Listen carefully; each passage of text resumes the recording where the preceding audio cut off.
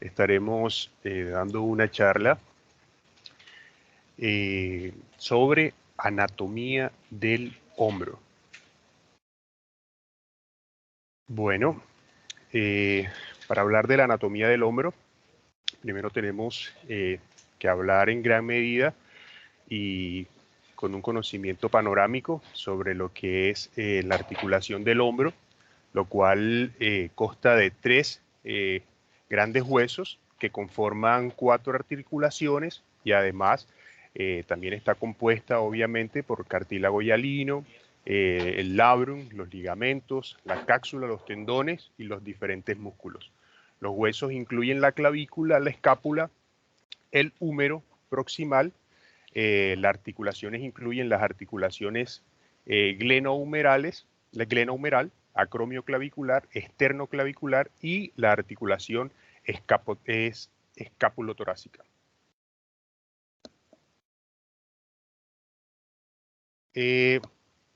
Iniciando hablando de la articulación acromioclavicular, es un hueso largo del cuerpo, el único hueso largo del cuerpo que se encuentra en posición horizontal, tiene una forma de S, con una curva medial convexa, una curva anterior grande que protege las estructuras neurovasculares y una curva lateral cóncava, mucho más pequeña y que se articula con el acromio, el cual es una proyección anterior de la espina escapular lateral y sirve como sitio de unión para los ligamentos coracoacromiales.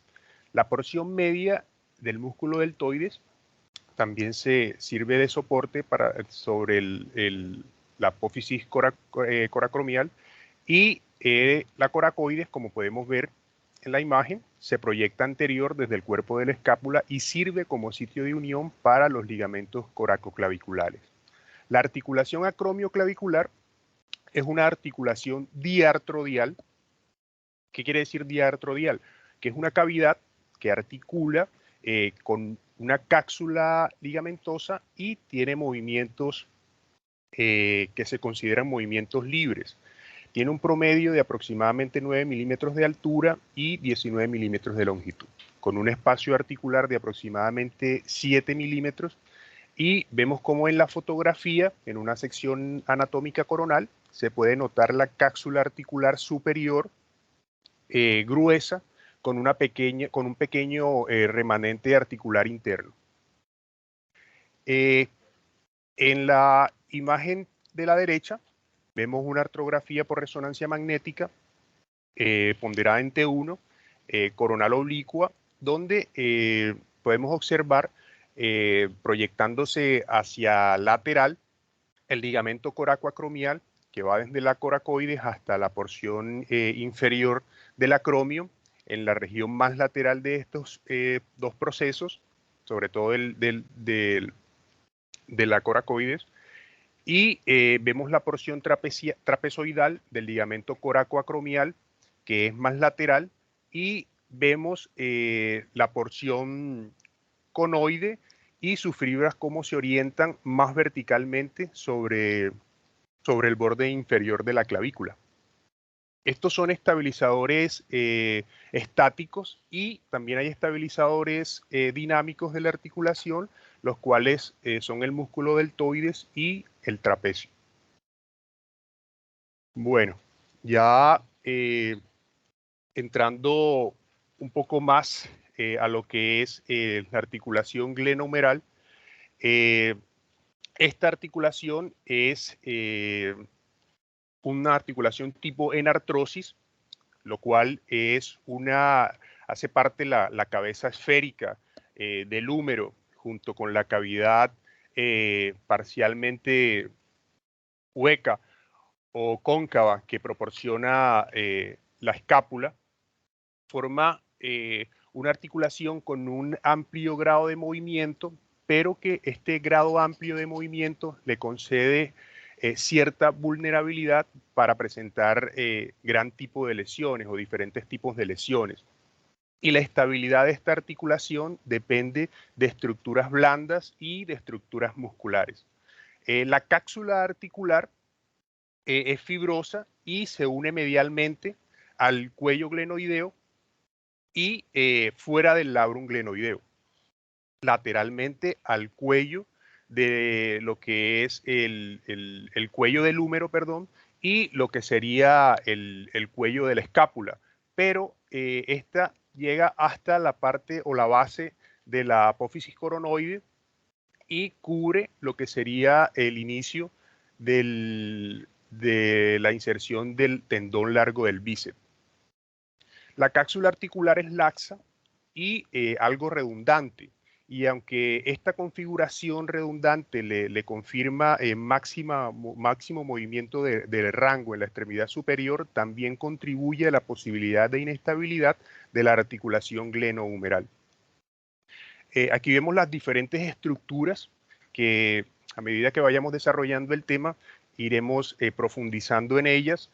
Vemos lo que había mencionado anteriormente, los ligamentos coracoacromiales y el ligamento, el ligamento coracoclavicular y la articulación acromioclavicular. En la fotografía cadavérica vemos en una vista anterolateral y lo que quiere mostrar es la disposición de lo que son el ligamento coracoacromial, cómo va desde la apófisis coronoide hacia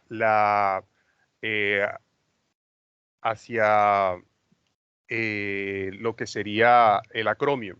Y las puntas de flecha lo que están indicando son la porción extraarticular del tendón largo del bíceps y la porción del tendón corto del bíceps.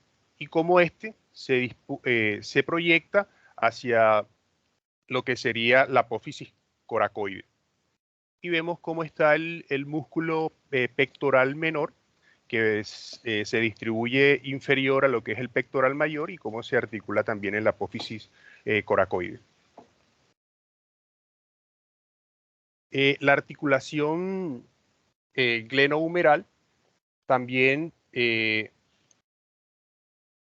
vemos cómo en esta articulación también es de relevancia el ligamento coracohumeral y este ligamento coracohumeral va desde la base de la apófisis coracoide hacia lo que sería la cabeza del húmero, justo superior a lo que se considera el ligamento transverso, que es la proyección del tendón del subescapular sobre las dos tuberosidades y que recubre el tendón largo del bíceps.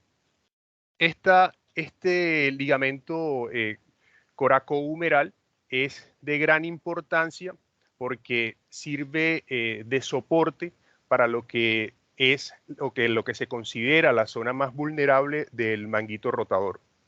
En la fotografía cadavérica podemos ver cómo se proyecta intraarticular, intracaxular el tendón largo del bíceps y vemos cómo se disecciona la cápsula articular, vemos cómo hacia cefálico se localiza la apófisis coracoide y también vemos cómo se proyecta o se señala lo que sería la corredera bicipital. En la imagen por artrografía, lo que quiero proyectar, lo que quiero demostrar es cómo la disposición del ligamento coracohumeral respecto al tendón largo del bíceps y cómo este sirve de techo, digamos, para toda esta estructura. Con respecto a los ligamentos capsulares, pues son tres los ligamentos capsulares, el superior, el medio y el inferior, y los tres ligamentos sirven también de estabilizadores de lo que sería la articulación glenohumeral. son engrosamientos realmente de colágeno y forman bandas que refuerzan la cápsula y solo se pueden ver dentro de la articulación. El ligamento capsular superior es un ligamento que más fácil o que mayormente se identifica y representa la mayor consistencia de estos tres ligamentos y se origina en el tubérculo glenoideo y corre paralelo al ligamento coracohumeral para insertarse en la tuberosidad menor. Vemos cómo en la fotografía cadavérica y cómo en la imagen, cotejando en la imagen de resonancia magnética por artrografía de hombro, vemos cómo en un plano sagital muestra la posición proximal de lo que sería el tendón largo del bíceps, señalado por el asterisco negro, y vemos cómo el ligamento glenohumeral glenohumeral superior y el ligamento glenohumeral medio.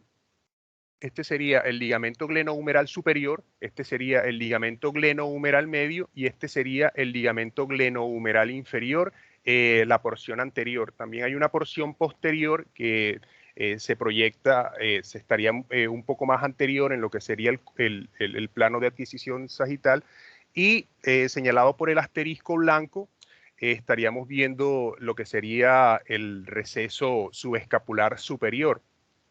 Y vemos cómo este receso subescapular superior se encuentra entre la cápsula articular y el músculo subescapular. Ya lo que son el manguito rotador lo conforman 4 músculos. Estos 4 músculos se originan en la escápula y envuelven la cabeza humeral insertándose en el húmero proximal. Y estos músculos son 4. El músculo infraespinoso, el cual hace parte en la región superior y va por lo que sería la espina de la escápula y se inserta en la tuberosidad mayor. Y también está el músculo infraespinoso en la parte, el músculo infraespinoso en la parte posterior junto con el músculo redondo menor. Y en la cara anterior está el músculo subescapular. Aquí vemos la parte del músculo subescapular y el tendón subescapular. Y estos 4 músculos están firmemente unidos a la cápsula articular y generan cierta protección móvil sobre la articulación glenohumeral. Por último, también está el intervalo de los rotadores. Aquí vemos en la ilustración cómo vemos una vista panorámica del hombro y señala en el círculo lo que sería el ligamento coracohumeral y cómo cuando se disecciona podemos observar diseccionando en la fotografía cadavérica cómo se encuentra el tendón conjunto el tendón. Aquí vemos cómo se desplaza hacia arriba el tendón conjunto del músculo coracobraquial con la cabeza corta del músculo bíceps braquial y esto desplazándose o inferior a esto se encuentra lo que sería el intervalo de los rotadores. Pero para tener un concepto más amplio de lo que es esta cavidad o este espacio anatómico, tenemos que tener en cuenta que este espacio se encuentra, es un espacio triangular entre los tendones subescapular y el tendón infraespinoso y es la base de la apófisis coracoides y digamos que la base es la apófisis coracoides y la punta del triángulo sería el inicio o el ingreso a nivel intraarticular del tendón del bíceps, del tendón largo del bíceps. Y el techo de este espacio sería el ligamento glenohumeral superior. En el dibujo anatómico, lo que quiero demostrar o que lo que quiero que puedan evidenciar es la disposición o la importancia que tiene el ligamento coracohumeral y la disposición que tiene junto con el ligamento glenohumeral superior para formar lo que es la polea del bíceps. El músculo, el tendón coracohumeral va superior y en el tubérculo glenoideo inician lo que sería el tendón largo del bíceps y anterior al tendón largo del bíceps se encuentra el ligamento glenoideo superior. Este, a la mitad del trayecto articular, tiende a tener una disposición en T sobre el ligamento coracohumeral para cubrir en la parte anterior lo que es el tendón largo del bíceps y ya saliendo de la región articular se dispone anterior e inferior formando una especie de cabestrillo que no solamente le da soporte al tendón largo del bíceps, sino que también le sirve de polea para que éste pueda tener mucho mayor estabilidad y ejercer mucho mayor fuerza sobre su funcionalidad. En la imagen por resonancia magnética, ponderada en T1 en un plano sagital, podemos ver cómo hacia superior se desplaza el ligamento coracohumeral y cómo en la parte inferior está el ligamento glenohumeral superior y cómo entre estos dos se desplaza lo que sería el tendón largo del bíceps. Y vemos en una proyección un poco, digamos, más lateral, cómo se puede ver cómo esta disposición del ligamento glenohumeral superior para formar lo que sería el cabestrillo para el tendón largo del bíceps. Y acá también podemos ver en esta artrografía de hombro cómo se encuentra el ligamento glenohumeral medio y el ligamento glenohumeral inferior. Por último, hablamos de lo que sería el labrum glenoideo. Pues el labrum es una estructura fibrocartilaginosa que se adhiere a la periferia de la cavidad glenoidea y esto lo que le da es un contorno, un borde a la glenoides con el fin de profundizar la fosa glenoidea y aumentar el área de contacto que tiene sobre la cabeza humeral. Esta está dispuesta por fibras de colágeno que se distribuyen en forma circunferencial y tiene una porción externa vascularizada y una porción interna avascular. En imágenes por resonancia magnética vemos como en un plano coronal y en un plano axial, ponderadas en T1, vemos cómo esta estructura tiene una intensidad de señal predominantemente hipointensa en todas las secuencias de pulso. Y como variante anatómica se observa comúnmente cómo hay un labrum anterior y un labrum superior, digamos, que estos tienen una alta tasa de recurrencia en las variantes anatómicas de aproximadamente 13.5%, lo que alcancé, lo que leí en algunas bibliografías que pude leer. Y esta es la bibliografía de los diferentes papers y también es como una forma de complementar lo que se había mencionado en papers anteriores sobre con la relación de la nutrición arterial y de lo que se había hablado también en papers anteriores sobre la inervación nerviosa de lo que sería el hombro. Bueno, eso es todo. Muchas gracias.